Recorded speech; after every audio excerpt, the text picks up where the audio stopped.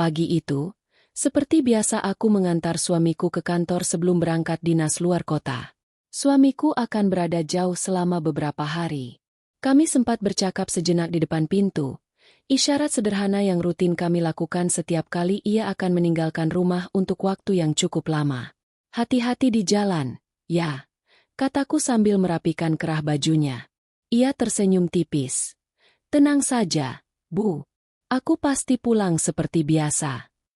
Aku memandangnya perlahan, mencoba mengingat ekspresi wajahnya, ekspresi yang selama ini selalu memberikan rasa aman. Sejantang suami yang aku kenal, pendiam, pekerja keras, dan penuh tanggung jawab terhadap keluarga. Aku tak punya alasan menganggap ada masalah serius menjelang keberangkatannya kali ini. Setelah ia meninggalkan rumah, aku memeriksa segala sesuatunya agar anak-anak siap beraktivitas. Pagi itu hari biasa. Putriku dan adik kecilnya harus ke sekolah. Aku menyiapkan sarapan dan memastikan mereka makan dengan cukup. Rufina, putriku yang paling besar, tampak cemberut pagi itu. Tapi kukira hanya karena ia lelah atau mungkin ada tugas sekolah yang membebani. Aku meninggalkan rumah 2 jam setelah suami berangkat. Hendak mengurus beberapa keperluan yang memang sudah direncanakan. Saat itu aku merasa semua berjalan normal. Rumah dalam keadaan rapi, suasana tenang, dan anak-anak tampak sibuk dengan aktivitas mereka. Itu sebabnya aku tidak langsung curiga ketika Rufina pulang ke rumah hanya 3 jam setelah suami pergi. Sejak Rufina masuk rumah, aku sudah merasa ada sesuatu yang berbeda. Biasanya dia selalu menyapa dengan ceria, menyalami aku dan adiknya, atau paling tidak bercerita sedikit tentang hari sekolahnya.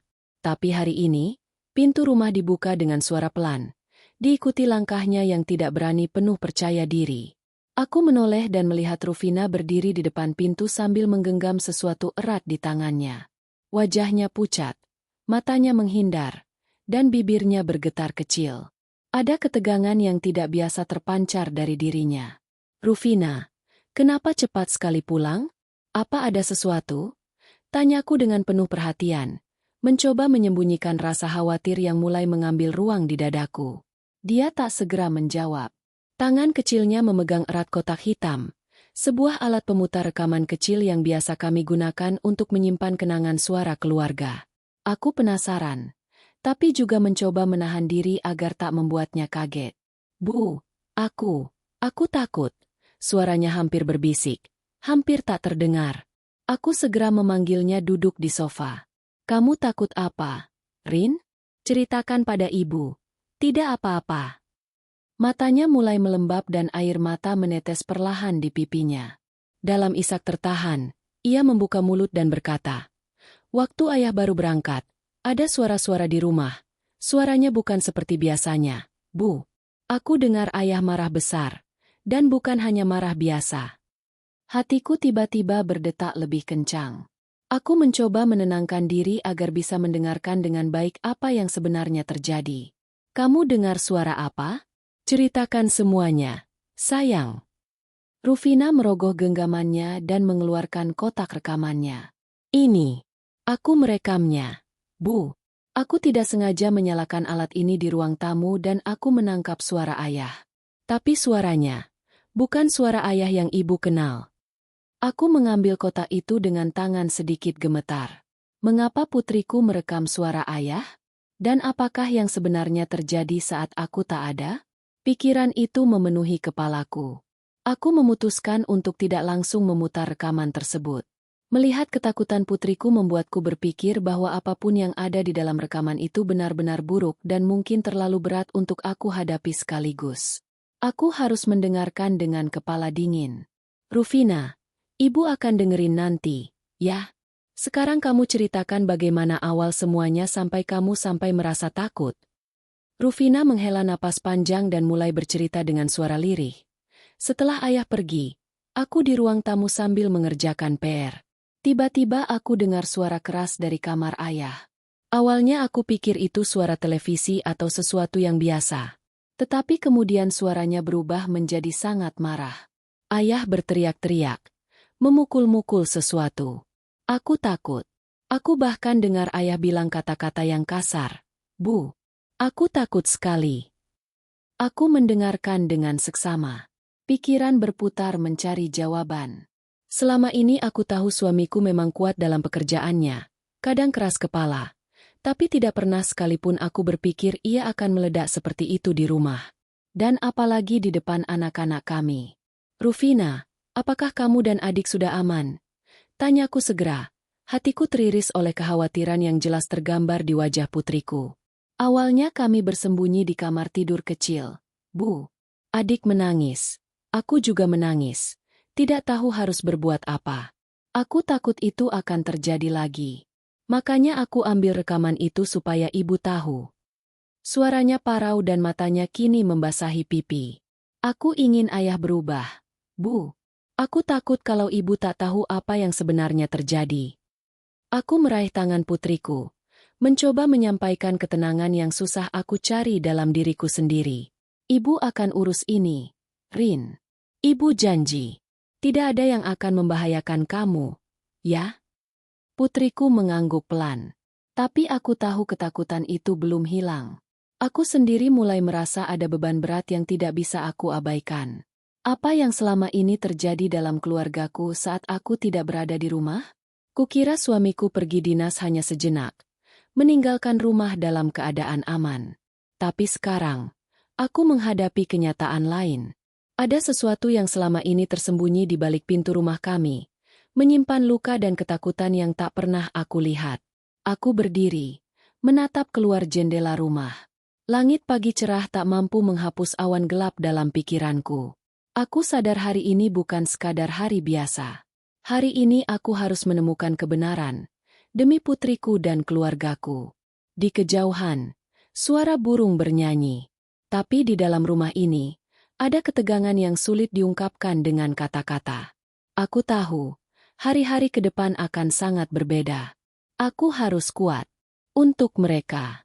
Untuk keluargaku. Ketika pintu rumah terbuka, aku masih duduk di ruang tamu, mencoba menenangkan diri setelah percakapan singkat dengan putriku. Namun, tatapan kosong dan langkahnya yang pelan langsung menarik perhatianku. Rufina, yang biasanya pulang dengan senyum penuh cerita, kali ini datang seperti bayang-bayang.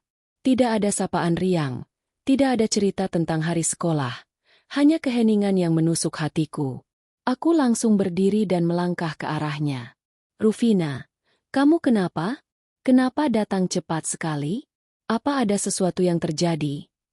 Tanyaku dengan suara perlahan agar dia tidak makin takut. Dia tidak menjawab segera.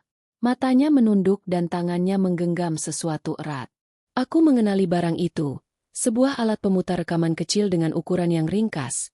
Biasa kami gunakan untuk merekam suara-suara kenangan keluarga. Sesekali aku meminta anak-anak merekam suara mereka agar suatu saat bisa didengar kembali. Aku mengajaknya duduk di sofa dengan lembut, mencoba menciptakan suasana nyaman. Rufina tidak langsung membuka mulut, namun ada ketegangan yang jelas terpancar dari wajahnya. Aku tahu hari ini bukan hari biasa baginya. Ada sesuatu yang menyakitkan yang ingin ia katakan, namun sulit diungkapkan. Bu, aku takut. Suara kecilnya akhirnya pecah keheningan.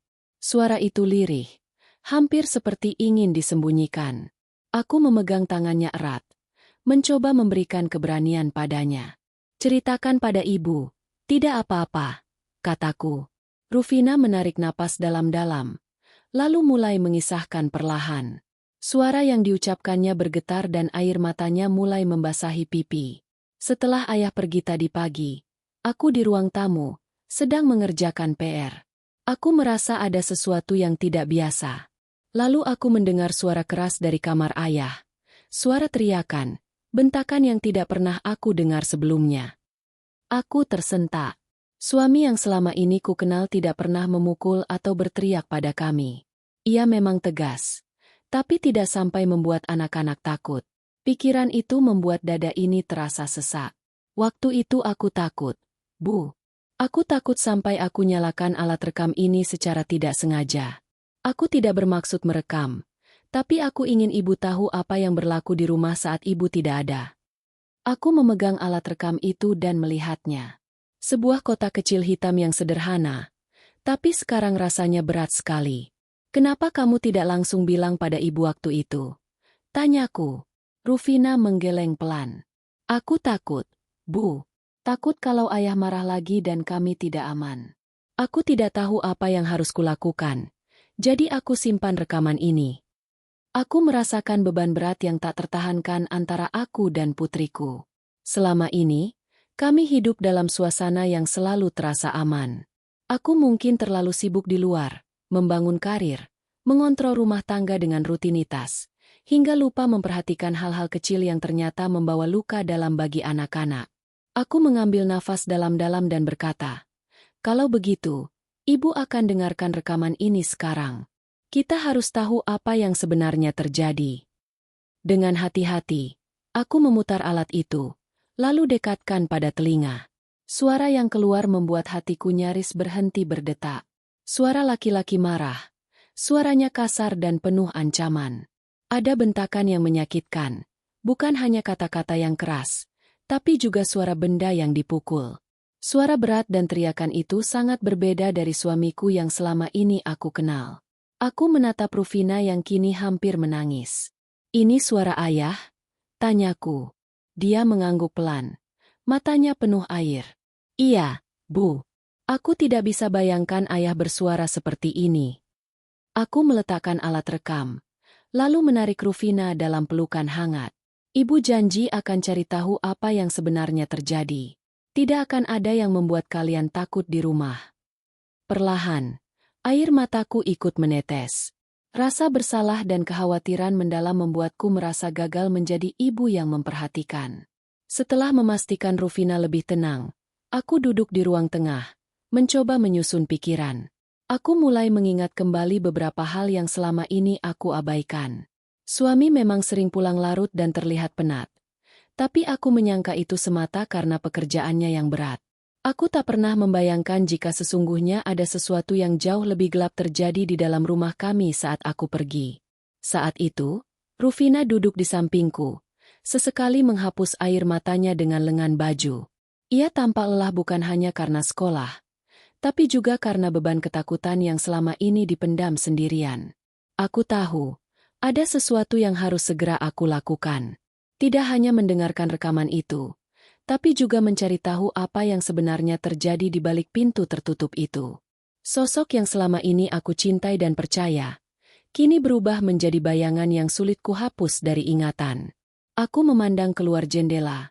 Langit sore mulai berwarna jingga. Di luar rumah, dunia berjalan seperti biasa. Namun di dalam, aku harus menghadapi kenyataan pahit yang baru saja terungkap dari suara dan ketakutan putriku. Aku rasa ini bukan waktu untuk menyangkal atau membiarkan ketakutan ini tetap tersembunyi. Aku harus menjadi pelindung bagi anak-anakku.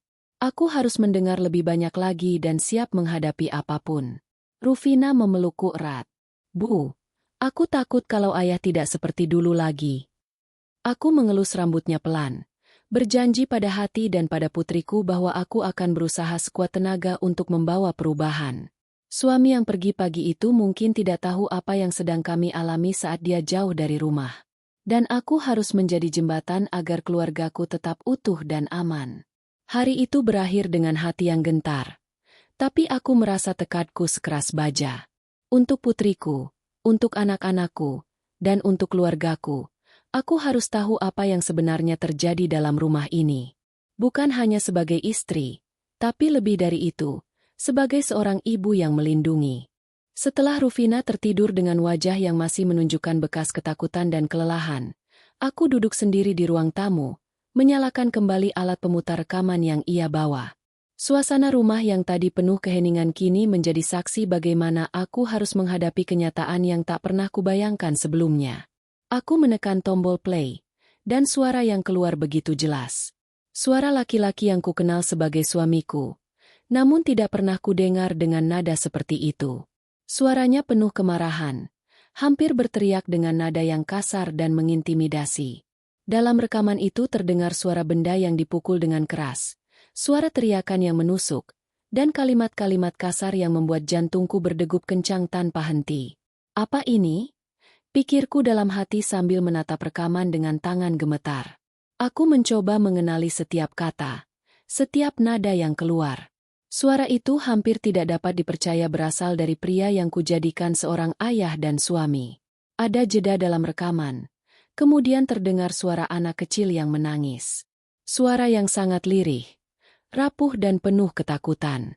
Aku mengenali betul suara putriku, Rufina, yang terkunci di balik pintu kamar sambil memegang alat rekam itu.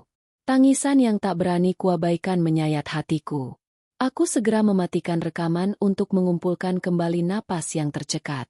Perasaan campur aduk antara takut, cemas, dan sesak yang aneh melingkupi diriku. Selama ini aku tidak pernah membayangkan bahwa suamiku, sosok yang selama ini ku kenal penuh ketenangan dan kasih, bisa berubah menjadi sesosok seperti itu saat dia sendirian di rumah. Aku ingin memahami lebih jauh. Apa yang menyebabkan kemarahan itu? Apa yang menekan pikirannya hingga meledak seperti itu? Dan yang paling penting, apakah anak-anak kami benar-benar dalam bahaya? Aku mengambil ponsel untuk menghubungi suami, berharap mendapat jawaban, penjelasan, atau setidaknya suara yang bisa membuatku merasa tenang. Tapi panggilan tidak berbalas. Suami masih dalam perjalanan, dan sinyal di tempat dinasnya seringkali sulit dijangkau. Hatiku semakin sesak. Aku mencari sebuah tempat di ruang tamu, duduk dengan kepala tertunduk karena beban pikiran. Aku bertanya-tanya, apakah ini sudah terjadi sebelum aku tahu? Bagaimana aku bisa begitu dekat dengan suamiku tapi nyaris tidak pernah menangkap tanda-tanda seperti ini? Aku berusaha menenangkan diri. Suami adalah manusia. Bisa jadi dia sedang mengalami tekanan berat. Tapi, apakah tekanan itu pantas disalurkan dalam bentuk kemarahan yang membuat anak-anak takut? Sementara aku tenggelam dalam pikiran sendiri, Rufina sekali lagi menatapku dengan mata basah dan ragu. Aku tahu ia berharap aku mengerti, dan aku ingin menjadi ibu yang mendengar dengan tulus agar kepercayaannya tidak hilang. Aku berdiri, mengajak putriku ke dapur. Aku membuatkan segelas susu hangat, berharap dengan sedikit perhatian, ia bisa sedikit lega. Rin, ibu tahu ini sangat berat untukmu. Tapi ibu minta kamu berani bicara apa adanya kapanpun kamu merasa takut atau sedih. Ya. Rufina mengangguk sambil menggenggam tangan hangatku erat. Aku tahu beban yang dia pikul lebih berat daripada yang terlihat. Anak seusianya seharusnya bermain dan belajar dengan bahagia, bukan dihantui bayang-bayang kemarahan ayahnya. Aku mencoba menelusuri kembali kejadian pagi tadi. Suami baru berangkat 3 jam saja, tapi dalam waktu itu sudah terjadi sesuatu yang membuat rumah kami berubah menjadi tempat ketakutan. Apakah mungkin selama aku sibuk mengatur rutinitas keluarga, aku melewatkan sinyal bahaya yang dulu pernah muncul? Keraguan mulai menumpuk. Aku mulai mengingat kembali beberapa kejadian kecil, suara-suara gaduh yang kadang kudengar dari kamar suami, pintu yang terkunci rapat, atau sikap suami yang tiba-tiba mendadak berubah setelah lelah bekerja. Namun aku selalu membujuk diri agar tetap percaya bahwa itu adalah hal biasa, bukan tanda masalah serius. Rekaman ini mengubah segalanya. Kini aku berhadapan dengan bukti nyata bahwa ada sesuatu yang salah, sesuatu yang lebih besar dari sekadar kelelahan atau stres kerja. Aku juga mulai mengkhawatirkan keselamatan anak-anakku. Di rumah yang seharusnya menjadi tempat paling aman justru kini tercium aroma ketakutan yang pekat. Bagaimana jika sesuatu yang lebih buruk terjadi saat aku tidak ada? Aku harus bertindak cepat. Tapi aku juga harus berhati-hati agar tidak memperkeruh keadaan. Aku mengambil keputusan untuk menyimpan rekaman itu dengan rapat. Ini bukan hanya bukti, tapi juga kunci untuk membuka pintu sebuah rahasia keluarga yang selama ini terselubung. Aku harus tahu apa yang sebenarnya terjadi, dan aku harus melakukannya sebelum hal ini semakin dalam dan merusak keluarga kami. Pada malam itu, aku tidak bisa tidur nyenyak. Bayangan suara-suara dari rekaman terus berputar di kepalaku. Aku membayangkan putriku yang kecil bersembunyi di kamar, bergetar ketakutan mendengar suami yang marah besar. Aku membayangkan diriku sebagai ibu yang harus kuat, untuk melindungi anak-anak dari segala ancaman, baik yang nyata maupun tak terlihat. Aku juga mulai mempertanyakan diriku sendiri. Apa yang selama ini kulakukan sebagai istri dan ibu? Apakah aku terlalu sibuk, terlalu cuek hingga tidak sadar akan perubahan sikap suami? Atau mungkin aku membiarkan rasa percaya yang terlalu besar sehingga aku menutup mata terhadap tanda-tanda bahaya? Pikiran-pikiran ini berputar tanpa henti sepanjang malam. Aku tahu tidak akan ada kemudahan. Tidak ada jawaban yang instan. Tapi aku juga tahu aku tidak boleh menyerah. Keluarga ini adalah tanggung jawabku. Dan aku harus menemukannya kembali dalam keadaan yang utuh dan aman. Pagi berikutnya, aku duduk bersama Rufina dan adiknya. Aku mengajak mereka bicara, mendengar perasaan mereka dengan hati terbuka tanpa menghakimi. Aku ingin mereka tahu bahwa mereka tidak sendiri, bahwa ada orang yang peduli dan berjuang untuk melindungi mereka. Aku juga berniat untuk menghadapi suami dengan bukti ini ketika dia pulang nanti. Aku ingin mendengarnya langsung, memahami alasan di balik kemarahan dan kedukaan yang selama ini tersembunyi. Namun, aku sadar satu hal. Masalah ini tidak bisa diselesaikan dengan mudah hanya lewat pembicaraan singkat. Ada luka yang harus disembuhkan, dan ada kehancuran kepercayaan yang harus dibangun lagi. Rekaman itu kini menjadi sesuatu yang lebih dari sekadar alat bukti. Ia menjadi pengingat bahwa aku harus terus berjuang, tetap waspada, dan bertindak demi masa depan keluarga kami. Putriku sudah menaruh harap padaku, dan aku tidak boleh mengecewakannya. Dengan tekad yang semakin kuat, aku mulai merencanakan langkah selanjutnya. Aku akan mencari bantuan, aku akan bicara pada orang terpercaya, dan aku akan menciptakan keamanan bagi anak-anak yang aku cintai. Tidak peduli seberapa berat jalan yang harus aku lalui, aku akan menghadapinya demi mereka. Hari itu menandai titik balik dalam hidup kami. Aku tidak tahu apa yang akan kami temui selanjutnya. Tapi aku yakin satu hal, aku harus kuat. Tidak hanya untukku, tapi untuk putriku yang pergi pulang membawa beban ketakutan yang tak seharusnya ada. Setelah hari itu, suasana di rumah kami berubah menjadi berbeda. Aku mulai memperhatikan setiap detail sekecil apapun yang mungkin bisa menjadi petunjuk atas apa yang sebenarnya terjadi saat aku tidak ada. Aku merasa seperti seorang detektif yang harus merangkai potongan-potongan kebenaran yang tersebar, agar bisa memahami gambaran utuh di balik ketakutan putriku dan suara rekaman yang mengguncang jiwa. Hari-hari berikutnya sebelum suamiku pulang, aku waspada.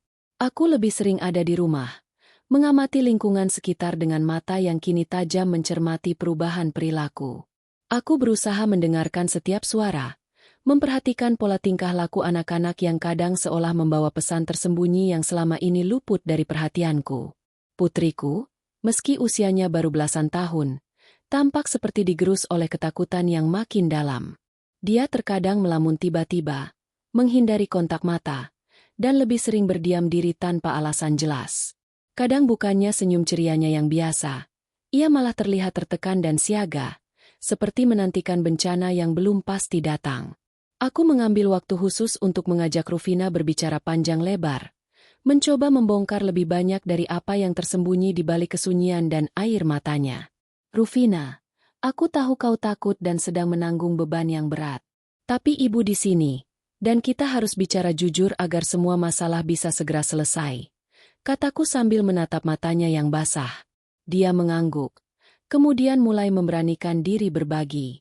Bu, setelah ayah pergi pagi itu, ada banyak hal aneh. Suara bentakan, suara benda yang dilempar, bahkan suara adik yang menangis. Kadang aku dengar ayah bicara sendiri dengan nada kesal. Aku takut, Bu, tapi aku tak berani keluar kamar. Cerita Rufina semakin membuat hatiku perih. Seperti ada dunia lain yang tersembunyi di balik pintu rumah kami. Dunia yang selama ini aku abaikan karena percaya semua baik-baik saja. Kini aku merasa bersalah atas ketidakpedulianku yang tak sengaja membiarkan anak-anakku terperangkap di dalamnya. Aku mulai menelusuri area rumah, berusaha mencari tanda-tanda yang bisa menguatkan cerita putriku. Di ruang tamu dan koridor terasa ada beberapa benda yang tampak bergeser atau sedikit rusak, seperti bekas dari benturan keras. Meja kecil yang biasanya rapi, kini sedikit terpindah, dan dinding yang seharusnya bersih, menyisakan bekas cakaran samar di sana-sini. Aku mengambil foto beberapa titik sebagai bukti bahwa ada kerusakan fisik yang muncul akibat kemarahan yang tak terkendali. Ini bukan hanya masalah emosional, tapi sudah mengarah pada ranah yang lebih berbahaya, apalagi melibatkan anak-anak. Selain itu, aku mulai memeriksa kamar suami yang biasanya tertutup rapat sejak dia pergi. Aku menemukan beberapa benda yang mungkin bisa menjelaskan tekanan besar dalam dirinya. Ada beberapa kertas dan buku catatan kecil yang berisi curahan hati, keluhan, dan ungkapan stres yang sangat berat. Ternyata selama ini dia menanggung beban pekerjaan dan masalah pribadi yang luar biasa besar. Beberapa catatan itu mengisyaratkan kejengkelan yang akut, perasaan terjebak dalam tekanan, bahkan rasa putus asa yang kadang sulit diungkapkan. Aku tidak pernah menyangka bahwa di balik penampilan kuat dan pendiam itu, ada pergolakan batin yang sangat besar. Namun membaca catatan itu juga membuat hatiku hancur. Aku tahu suamiku bukanlah sosok yang ingin menyakiti keluarganya, tetapi beban yang diterimanya membuat ia kehilangan kendali. Aku harus segera mencari jalan supaya keluarga kami bisa mendapatkan ketenangan kembali sebelum semuanya semakin parah. Aku juga berbicara dengan nomor teman dekat suami yang kukira bisa membantu menjelaskan. Dari sana, aku mendapat gambaran bahwa suamiku sedang menghadapi masalah pekerjaan yang pelik, tuntutan yang tinggi, serta tekanan dari atasannya. Semua itu menumpuk tanpa ada waktu buatnya melepaskan lelah dengan cara yang sehat. Namun tidak ada yang bisa menjawab dari sisi rumah tangga. Teman-temannya tidak tahu apapun soal kegeramannya yang muncul secara tiba-tiba di rumah. Mereka mengenal sosok suamiku yang tenang, berbeda jauh dari rekaman yang kudengar. Aku merasa berada di dua dunia yang bertolak belakang. Di satu sisi adalah pria yang kukenal, yang aku cintai dan hormati. Di sisi lain adalah suara penuh amarah yang melukai mental dan fisik anak-anakku. Aku kemudian mulai mencatat semua kejadian yang datang melalui cerita Rufina. Ada beberapa momen di mana suamiku membentak dengan keras karena hal sepele, berdebat sendirian di kamar, dan sesekali suara-suara keras yang membuat anak-anak bersembunyi ketakutan. Semua itu kulumpukan menjadi gambaran betapa ketegangan di rumah terus memuncak. Aku juga mulai mencari informasi tentang cara menghadapi suami yang sedang stres berat dan mudah meledak. Kukumpulkan berbagai artikel psikologi, motivasi, dan bahkan nomor psikolog yang bisa membantu. Sementara itu, aku berusaha menjaga komunikasi dengan Rufina dan adiknya agar keduanya tetap merasa aman dalam rumah. Aku buat jadwal lebih sering bersama, melakukan aktivitas ringan supaya mereka tidak terlalu tenggelam dalam ketakutan yang berlarut. Aku tahu menghadapi masalah ini bukan hanya soal menemukan apa yang salah, tapi juga mengambil langkah nyata agar keluarga kami tidak hancur. Aku harus menjadi kuat dan bijak, tidak dibodohi oleh rasa malu atau takut, tetapi bertanggung jawab sebagai ibu sekaligus istri. Saat malam tiba, aku membaca ulang rekaman itu sekali lagi, mencoba menangkap detail yang mungkin terlewat. Aku menganalisis setiap kalimat kasar yang terdengar, mencoba mengaitkannya dengan catatan dan cerita dari putriku. Semua potongan mulai membentuk pola yang mengerikan tapi harus aku terima. Aku juga berpikir tentang kemungkinan untuk mengajak suamiku bicara secara terbuka secepat mungkin. Tidak untuk menyalahkan, tapi agar kita bisa mencari solusi bersama, karena aku yakin ada sisi lain yang belum ia ungkapkan. Dalam hati, aku berdoa agar suamiku bersedia terbuka dan mau menerima bantuan. Karena tanpa kesadaran dan perubahan dari dirinya, segala usaha untuk memperbaiki tidak akan membuahkan hasil. Malam itu aku tidur dengan tekad bulat. Aku harus menjaga keluargaku, apapun yang terjadi. Aku akan melindungi putriku dari segala ketakutan yang dia hadapi. Aku akan mencari tahu setiap kebenaran, selangkah demi selangkah. Esok paginya, aku kembali menemui Rufina dan menjanjikan kepadanya agar kami bersama-sama menghadapi semuanya. Aku ingin anak-anakku percaya bahwa di tengah badai ada pelindung yang tidak akan pernah meninggalkan mereka. Dalam perjalanan menanti kepulangan suami, aku semakin bertekad untuk tidak menutup mata. Aku sudah mengumpulkan potongan-potongan itu, dan aku akan menyusunnya menjadi alasan dan dasar tindakan yang tepat. Tidak untuk menyalahkan, tapi untuk menyelamatkan sebelum semuanya terlambat. Hari-hari berlalu dengan perasaan aku yang semakin campur aduk. Berbagai potongan bukti sudah aku kumpulkan, mulai dari rekaman panjang suara suami yang marah, catatan pribadinya yang menunjukkan tekanan batin, sampai pengakuan putriku tentang ketakutan yang terus membesar. Namun, menghadapi semuanya tak semudah membalikan tangan. Di satu sisi, aku ingin mempercayai bahwa ini hanya kesalahan sesaat, tekanan yang membuatnya kehilangan kendali sementara. Tapi di sisi lain, aku merasa ada jarak yang menganga dalam hati dan pikiranku. Suamiku biasa pendiam dan penuh pengertian. Jadi munculnya suara kasar dan amarah seperti dalam rekaman itu benar-benar menggoncang keyakinanku. Apalagi mendengar langsung bahwa anak-anak, terutama putriku, kini hidup dalam ketakutan.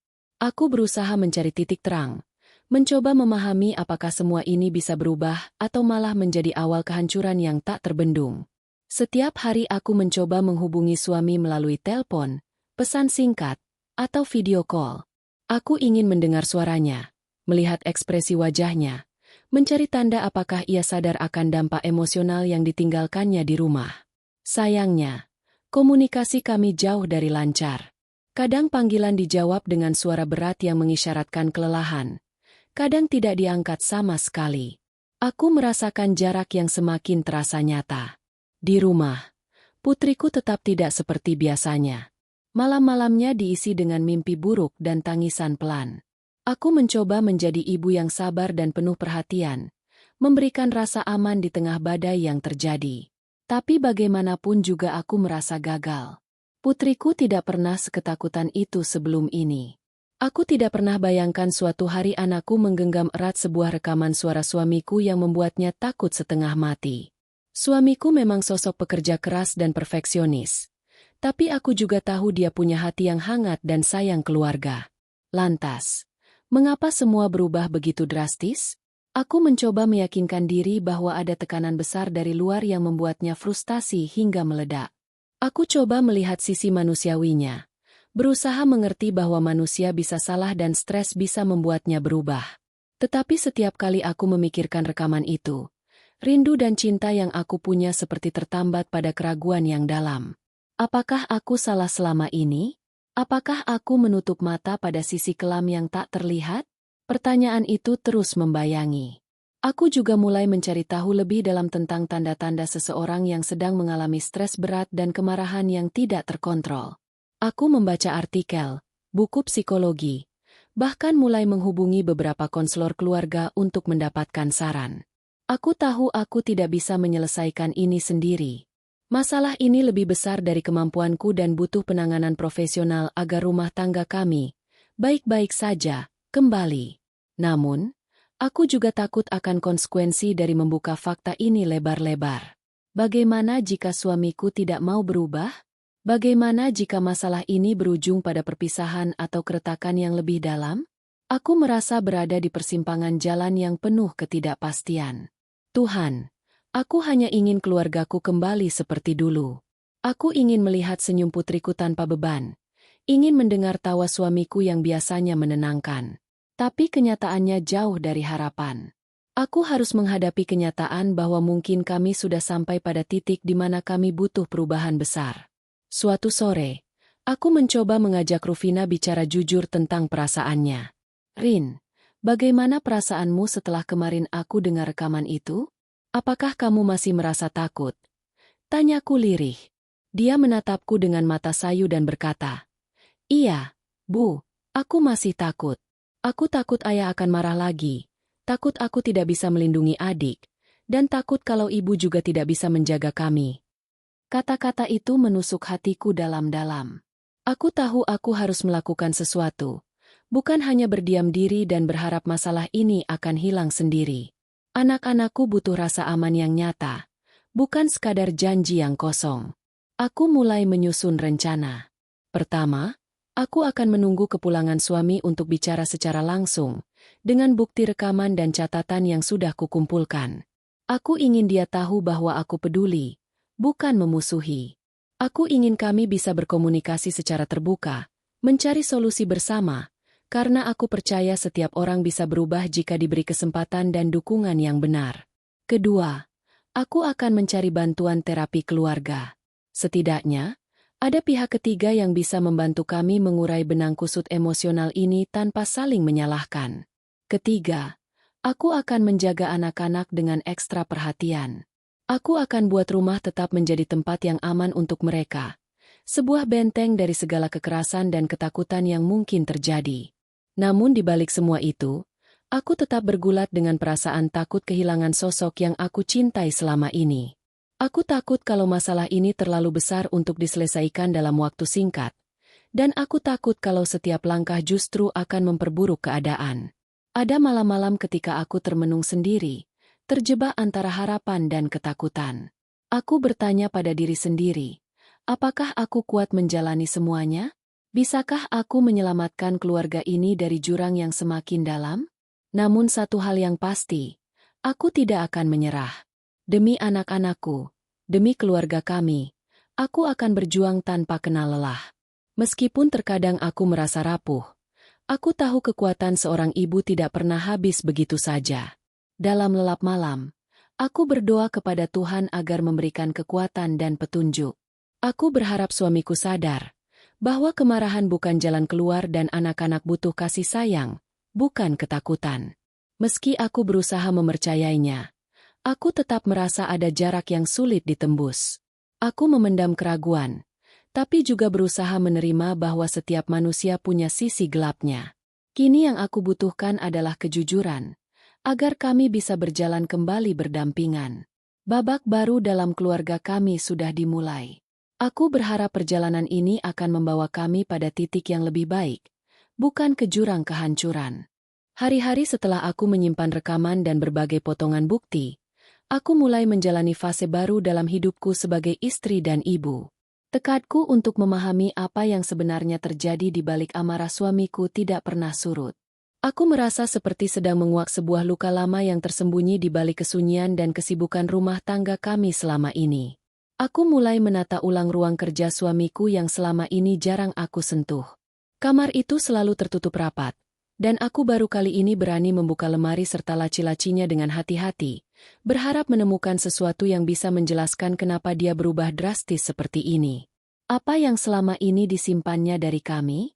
Di dalam sebuah laci, aku menemukan beberapa buku catatan dan kertas bertumpuk.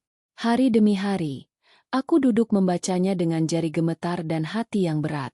Buku-buku itu adalah curahan hati suamiku, tulisan tangan yang terlihat kacau, penuh coretan, dan kadang terasa seperti menangis lewat kata-kata.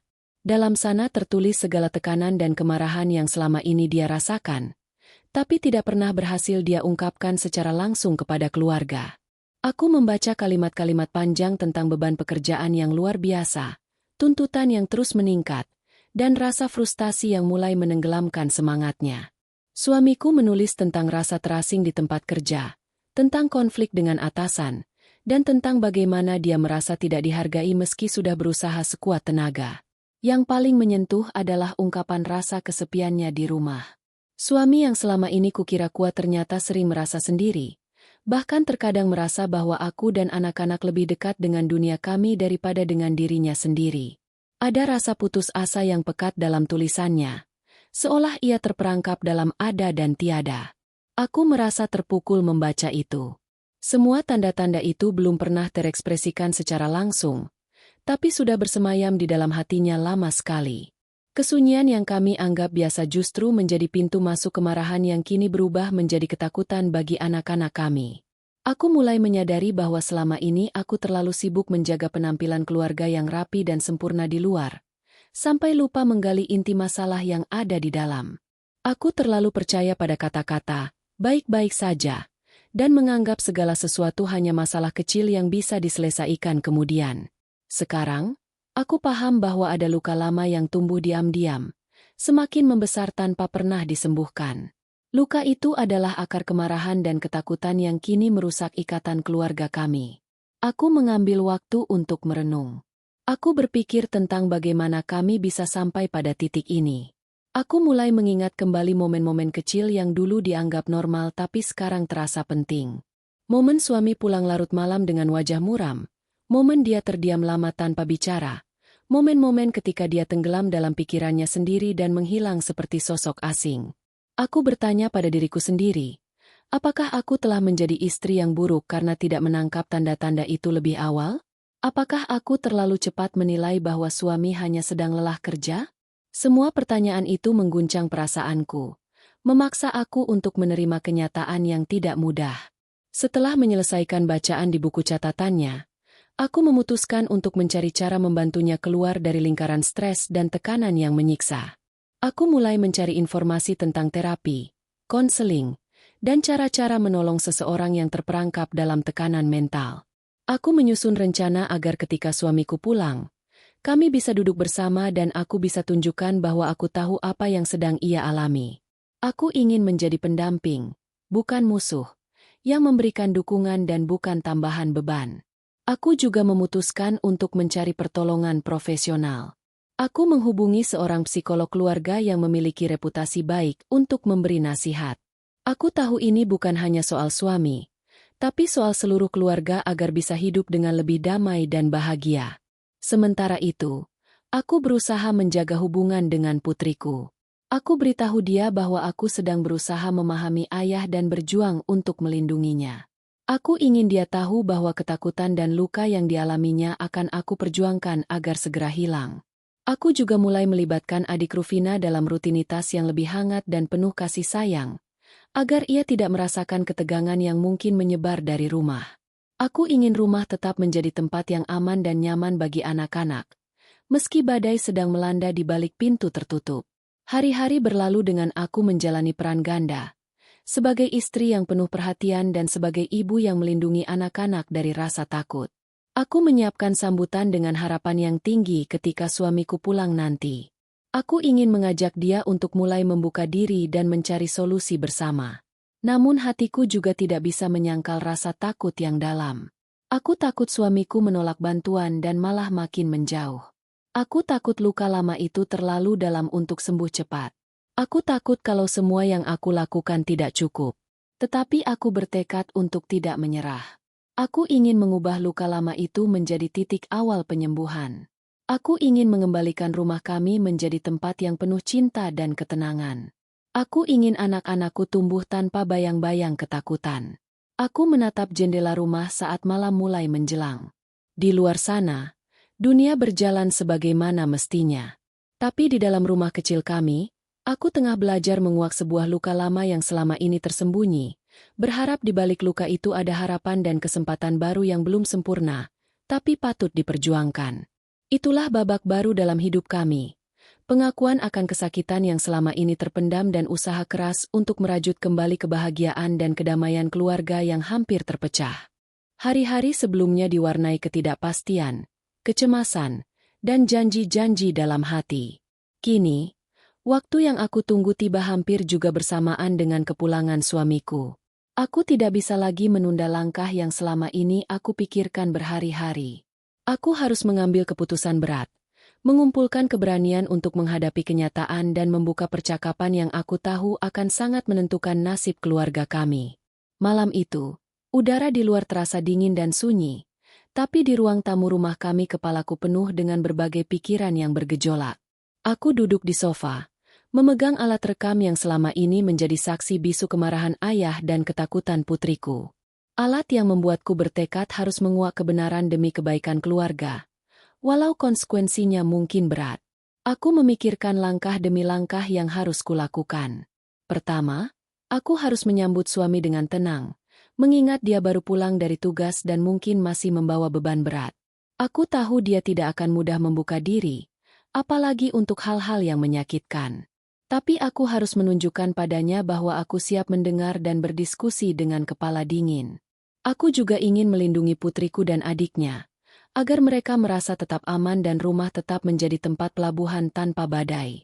Aku ingat betapa putriku pernah berkata, "Bu, aku takut ayah." Kalimat itu terus menggema di dalam kepala. Tidak boleh ada lagi ketakutan seperti itu untuk anak-anak kami. Ketika suami membuka pintu dengan langkah lelah namun wajah yang masih tampak serius, aku berdiri menyambutnya. "Selamat pulang," ucapku perlahan. Matanya bertemu dengan mataku. Terlihat lelah tapi juga khawatir. Aku bisa merasakan beban yang ia bawa bersama dengan tas kecil yang ditinggalkannya di sudut ruangan. Kami duduk bersama di kursi ruang tamu.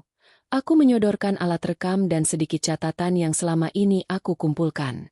"Ada sesuatu yang harus ibu ceritakan dan harap ayah bisa dengar dengan tenang," kataku mencoba menahan getar suara.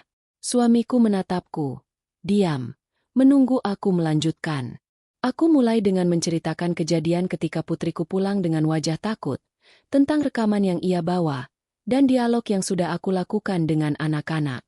Aku ungkapkan sejujur mungkin, tanpa menuduh atau menyalahkan, tapi dengan kekhawatiran yang nyata. Aku ingin membuka dialog, bukan memperburuk suasana. Rekaman itu kuputar perlahan. Suami mendengarkan dengan seksama. Wajahnya berubah. Ekspresinya campur aduk antara kesal, malu, dan sedih. Dia tidak berkata apa-apa saat rekaman selesai. Aku tahu itu adalah salah satu saat paling berat dalam hidup kami. Setelah beberapa detik yang terasa seperti jam, suamiku akhirnya berbicara. Suaranya berat, penuh penyesalan. Aku tidak menyangka kalau kemarahanku sebesar itu membuat anak-anak ketakutan. Aku tidak ingin seperti ini, tapi ada banyak hal di tempat kerja yang membuatku kehilangan kontrol. Aku mencoba mengerti. Aku tahu pekerjaannya memang penuh tekanan, tapi aku juga harus menekankan bahwa keluargalah rumahnya. Tempat ia harus menemukan kedamaian bukan sumber ketakutan. Aku jelaskan bahwa aku bersedia mendukungnya. Tapi ia harus mau berubah. Ia harus mau terbuka dan bersama-sama kami mencari cara agar kemarahan dan stres itu tidak merusak keluarga. Aku tawarkan bantuan dari terapi atau konseling jika ia mengizinkan. Suamiku terdiam, tapi kemudian ia mengangguk pelan. Aku tahu aku harus berubah, dan aku mau berusaha. Aku minta maaf atas yang selama ini terjadi. Aku tidak bermaksud menyakiti kalian. Aku merasakan sedikit beban di hati terangkat. Walau belum semua masalah selesai, aku melihat tanda bahwa niat baik masih ada. Ini titik awal yang kami butuhkan. Aku beritahu suamiku bahwa aku akan tetap menjaga anak-anak dan memastikan rumah tetap jadi tempat aman. Aku ingin kami bisa mulai dari titik ini membangun kembali kepercayaan dan rasa nyaman di antara kami. Malam itu kami menghabiskan waktu cukup lama berbicara tentang perasaan masing-masing, tentang harapan dan kekhawatiran. Aku mendengarkan ceritanya yang selama ini ia simpan sendiri, tentang beban pekerjaan yang semakin berat dan perlakuan yang kadang tidak adil. Aku pun bercerita tentang ketakutan anak-anak dan rasa cemas yang kurasakan selama ini. Dialog ini memberikan kami pemahaman baru. Aku tahu tidak mudah bagi suamiku untuk berubah dalam semalam, dan aku juga sadar aku harus sabar dan memberi dukungan nyata. Selanjutnya aku berencana membuat jadwal rutin komunikasi keluarga, waktu khusus untuk berbagi dan membicarakan apa saja yang mengganggu. Aku ingin rumah kami kembali dipenuhi tawa, bukan ketakutan. Setelah pembicaraan malam itu, aku merasa sedikit lega walau tetap sadar perjalanan kami masih panjang. Aku bertekad untuk tidak menyerah dan akan selalu ada di sampingnya dan anak-anak. Sebelum tidur aku mengusap rambut putriku yang masih lelap, berbisik dalam hati agar mimpi buruknya segera hilang dan hari esok membawa harapan baru.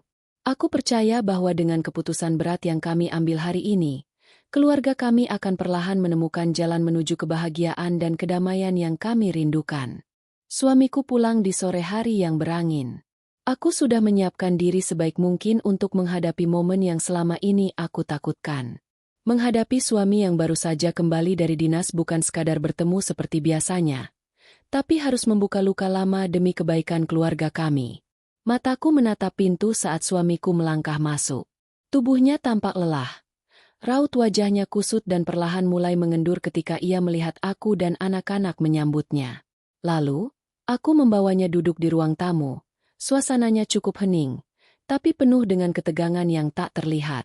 Aku mengeluarkan alat rekam yang selama ini menjadi saksi bisu dari pergolakan yang menimpa rumah kami. Di sampingnya, aku letakkan beberapa lembar catatan yang kubaca malam-malam sebelumnya. Semua bukti itu kini harus dihadapkan padanya, agar permasalahan yang selama ini memecah belah mulai bisa dipahami bersama. Dengan suara lembut namun tegas, aku mulai berbicara. Ayah, ada sesuatu yang harus ibu ceritakan tentang apa yang terjadi selama ayah pergi dinas. Ini bukan untuk menyalahkan, tapi agar ayah tahu bagaimana keadaan di rumah. Suamiku mengangguk pelan dan tetap diam. Matanya menatap alat rekam yang kusebutkan dengan serius. Aku tahu dia sudah menduga ini saat kita berpisah dulu, tapi kenyataannya lebih berat dari yang bisa ia bayangkan. Aku mulai menceritakan kejadian saat putriku pulang dengan wajah takut. Bagaimana ia membawa rekaman yang berisi suara-suara kemarahan ayah, dan bagaimana aku menerima keluh kesah putriku yang selama aku tak ada, sudah hidup dalam ketakutan. Aku menceritakan keseluruhan secara jujur tanpa menuduh, agar pembicaraan kami tetap terbuka dan tidak menyudutkan. Suamiku mendengarkan dengan seksama. Sesekali wajahnya menunjukkan penyesalan yang mendalam. Ketika aku memutuskan memutar rekaman itu, aku melihat matanya menutup seolah mencoba mengendalikan emosi yang mulai mengguncangnya. Suara kasar dan teriakan yang ia buat, sebagaimana terdengar dalam rekaman, menggema di ruang hening itu, menyisakan efek berat bagi kami semua. Setelah rekaman berhenti, ia termenung sejenak, kemudian menghela napas panjang yang hampir bergetar. Aku kemudian bertanya pelan, "Ayah, apakah itu benar suara ayah? Bisa jelaskan apa yang membuat ayah sampai marah seperti itu?" Suamiku menatapku dengan mata yang penuh beban. "Aku tidak pernah bermaksud seperti itu, Ibu. Tapi selama beberapa waktu terakhir, tekanan di tempat kerja begitu berat. Aku merasa terjebak dalam tanggung jawab yang semakin besar, terus dikejar deadline yang tak pernah henti, dan permasalahan pribadi yang makin rumit. Kadang amarah itu muncul begitu saja, dan aku tak mampu mengendalikannya." Ia menarik tanganku dan menggenggamnya dengan erat. Suaranya serak saat melanjutkan, "Aku sangat menyesal jika sikap dan ucapanku membuat anak-anak takut. Itu bukan aku yang sebenarnya. Bukan ayah yang aku ingin mereka kenal." Air mata mulai mengalir perlahan dari sudut matanya. Aku merasakan kejujuran yang tulus tertumpah lewat ungkapan itu. Rasa sakit dan penyesalan yang selama ini terkubur akhirnya terbuka lebar malam itu. Aku mencoba menenangkan suamiku. Kami sangat mengerti bila pekerjaan ayah memang berat. Tapi di rumah, kami juga membutuhkan ayah yang kuat, sabar, dan penuh kasih sayang. Putriku takut menghadapi ayah saat amarah itu muncul. Aku takut kehilangan keluarga kecil ini karena perasaan takut dan marah yang berlebihan.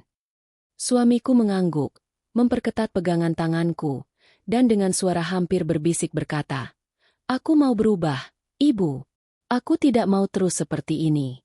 Aku siap untuk mencari bantuan dan belajar mengendalikan emosiku, agar tak lagi menyakiti kalian, terutama anak-anak." Aku mengapresiasi keberanian suamiku yang akhirnya membuka diri. Aku mengingatkan bahwa ini bukan proses yang mudah atau cepat, tapi aku siap membantunya dan menerimanya dalam setiap langkah perubahan.